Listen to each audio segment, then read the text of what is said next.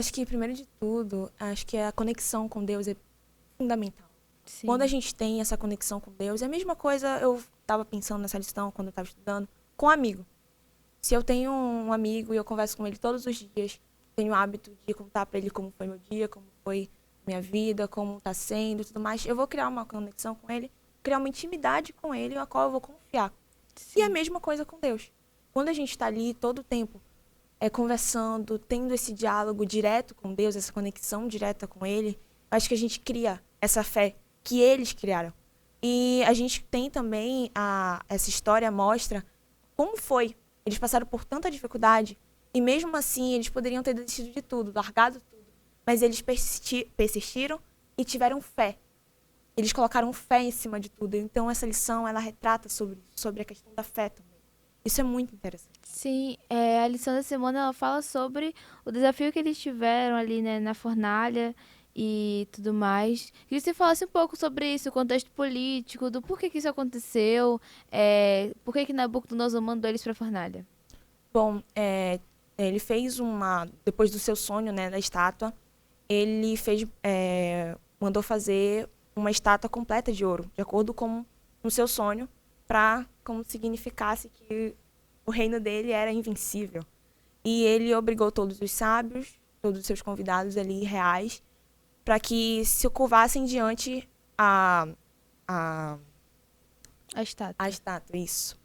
E nisso, essa Sadraque, Mesaque e Abednego não se curvaram. E, resumindo, eles foram mandados para a fornalha. Interessante isso, ver como Nabucodonosor, ele tinha um ego bem grande, né? Ele sabia que Sadraque, Mesaque e Abednego, eles não adoravam os mesmos deuses que eles, e que eles tinham apenas um único Deus verdadeiro, mas ele, por sua ignorância e seu ego, ele queria que todos, né, adorassem a ele, porque ele se achava o maioral. E às vezes a gente cai nesse pecado de achar que a gente é o melhor, que não tem ninguém melhor que a gente, e esquece da humildade, que é uma das características mais importantes de um cristão, né? O orgulho também de Nabucodonosor, ele fez com que Babilônia fosse se desestruturando conforme os anos. Mas a fé e a persistência de Sadraque, Mesaque e Abednego é uma fé que a gente deve ter como exemplo hoje em dia, né? A lição de sábado, ela manda a gente ler o capítulo 3 de Daniel, e eu espero que você aí de casa tenha lido o capítulo 3. E quando a gente olha ele, ele fala sobre instrumentos, ele fala sobre uma estátua, ele fala sobre adoração. A gente sabe que Deus é o único que deve ser adorado. Mas naquele contexto ali, eu gostaria que você explicasse um pouco o porquê e como eles tiveram essa persistência para não adorar a estátua e continuar firmes no caminho do Senhor. Bom, querendo ou não, como eu falei, toda aquela situação deles é uma situação difícil. Mas eu acho que tudo vem de uma base familiar. Quando a gente tem uma base familiar, querendo ou não, a gente fica mais fortalecido. Sim, É difícil quando a gente não tem. realmente. Mas creio que eles tinham essa base familiar de estar ali, olha, acreditar em Deus, ter fé em tudo que vocês forem fazer. E eu acho que aquela união deles quatro, né, contando com Daniel, Sadraque, Mesaque e Daniel, eu acho que aquilo também fortaleceu eles. Sim. Eles juntaram coragem, juntaram forças e cada um vindo numa situação, não estava fácil para ninguém, eles foram cativos e tudo mais, tudo que eles passaram. E eu acho que tudo que eles fizeram, toda a união deles, enfim, confiança em Deus, eles transformaram tudo isso em fé. Eu acho que tudo que eles passavam, ou as dificuldades, eles sempre colocavam nas mãos de Deus. E eu acho que isso também a gente pode trazer para nossa vida. É bom a gente perceber que as nossas companhias elas fazem grande diferença na nossa vida. Então, se a gente tem más companhias, provavelmente nossas escolhas elas vão acabar sendo ruins se a gente deixar que elas nos influenciem. Então, é muito importante você escolher com quem você anda. Realmente, já dizia aquele velho ditado, né? Me diga com quem tu andas que eu te direi quem tu és. Às vezes o jovem hoje ele é muito influenciado, mas pouco influenciador. Aqui na história a gente vê o contrário. Esses jovens eram muito influenciadores e pouco influenciados. A fé deles é tão grande que o texto-chave fala, Daniel 3:28, que até o rei Nabucodonosor disse: Bendito seja o Deus de vocês. Né? Pode contar um pouco mais sobre essa história, como é que foi, o que aconteceu depois de eles serem jogados na fornalha, o que aconteceu lá dentro até o final da história? Bom, Deus apareceu lá na fornalha. Deus se mostrou sempre estar com eles. E nisso, o rei Nabucodonosor ficou, como eu posso dizer, surpreso. Sim. Eu imagino aquela cena, eu acho que eu imagino na minha cabeça, assim, deve ter sido uma cena linda. Já pensou tu jogar 3, aparecer 4? Nossa, Eu ia ficar um pouco assustada. sim, é assustador, mas é de uma assustada, assim, incrível, sabe? Sim, E eu acho muito interessante isso, que depois disso, como ele falou, o rei mandou, né? Até na lição de terça-feira fala que Nabucodonosor era um rei meio extremo. sim. É que ele mandava, né? Primeiro todo mundo tinha que adorar, depois ele falou assim, ah, não, tem que todo mundo adorar o Deus vivo. E eu acho que ele reconheceu isso, ele percebeu que realmente, depois daquela situação, depois que ele mandou, né, eles saírem da fornalha e tudo mais, ele percebeu que o Deus verdadeiro é realmente um único Deus. Isso mostra a importância do testemunho que os amigos de Daniel e Daniel tiveram, né? Mais especificamente dos amigos dele, né? Nesse momento, é o quanto o testemunho é importante. Ele vale muito mais do que palavras.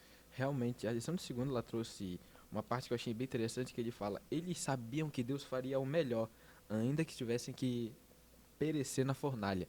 Então eles sabiam que no final de tudo eles teriam uma recompensa, eles sabiam que Deus faria o melhor se eles se jogassem na fornalha, se eles não adorassem.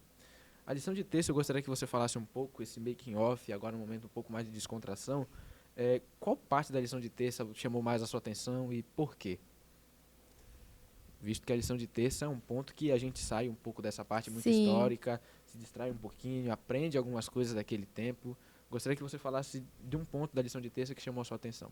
Bom, sobre a questão de Daniel não estar lá, isso é bem curioso, né? Sim.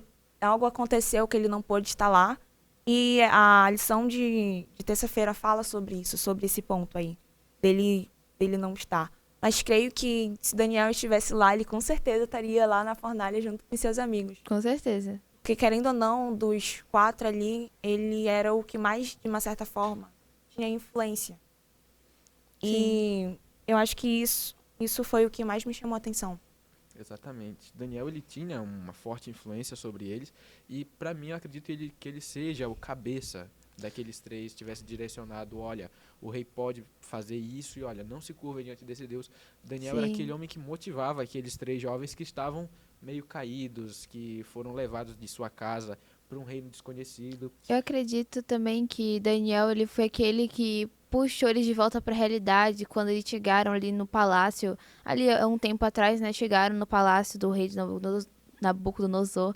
E aí ele puxou e falou assim: olha, a gente precisa testemunhar, independente de a gente estar longe de casa, de estar longe dos nossos pais. A gente tem princípios e vamos seguir eles até o fim. Sim, porque quando a gente tá em grupo, querendo ou não, assim, a gente sempre tem um cabeça do grupo. Sim, Não falou. O Daniel era esse cabeça. E eu acho que ele era o que mais tinha, vamos dizer assim, poderia ter a mais fé entre eles. Como falou, ele reativou essa coragem deles para que eles se mantessem. Então, isso é muito, muito bacana. realmente. É interessante isso. A lição de quarta, ela traz alguns textos para a gente ler. E eu gostaria que você destacasse da lição de quarta um ponto que chamou a sua atenção, que você queria deixar esse ponto bem claro, um ponto que você leu e falou, nossa, esse ponto aqui, essa história, essa parte falou diretamente comigo. Bom,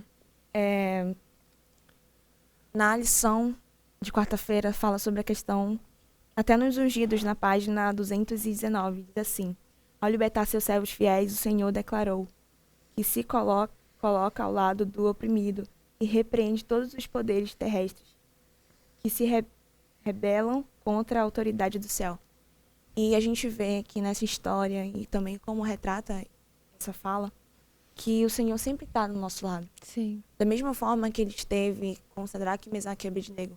Essa história que faz anos, anos e anos, ele continua persistindo e sempre está ali do nosso lado, quando a gente menos espera, podemos dizer assim.